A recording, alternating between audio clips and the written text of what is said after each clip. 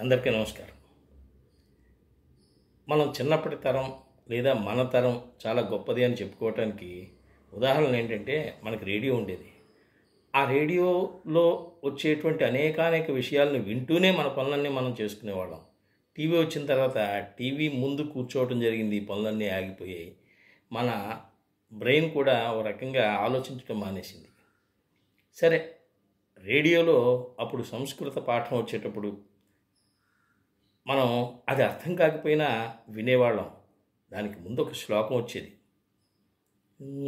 కేయూరాణి నభూషయంతి పురుషం హారాన చంద్రోజ్వల న స్నానం న విలేపనం న కుసుమం అలంకృతామూర్ధజ వాణీ ఏకాసమలం కరోతి పురుషం యా సంస్కృతాధార్యతే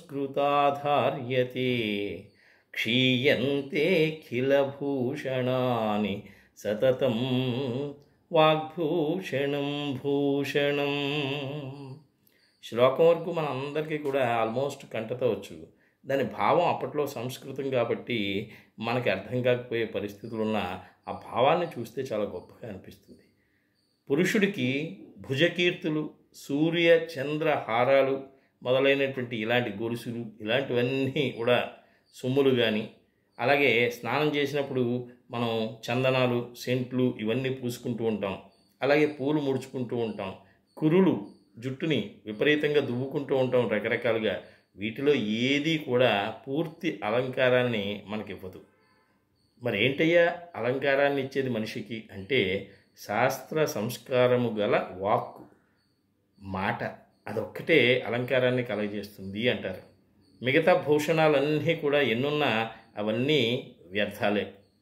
వాగ్భూషణం అంటే మాట్లాడటం అనే భూషణమే ఎప్పటికీ నశింపని భూషణం అని అర్థం. అందుకే మాట్లాడేటువంటిది కూడా ఒక కళ అని అంటారు. మరి ఇటువంటి గొప్ప గొప్ప విషయాల్ని మనం చిన్నప్పుడు నేర్చుకున్నాం. మన తరం అయిపోతుంది. మన తర్వాతి తరం, ఆ తర్వాతి తరం పిల్లలకైనా అంటే మనవలకి తాతలుగా మామలుగా కూర్చున్నప్పుడు ఇటువంటి వాటిని కనుక మనం వాళ్ళకి వినిపించగలిగితే, తెలియచెప్పగలిగితే అట్లీస్ట్ ఇందులో ఉన్నటువంటి అర్థం, ఆ గూఢ అర్థం తెలిసి కొంతైనా సంస్కారవంతులు అవ్వటానికి అవకాశం ఎక్కువగా ఉంటుంది. ధన్యవాదాలతో మీ నూజిళ్ళ సూరిబాబు.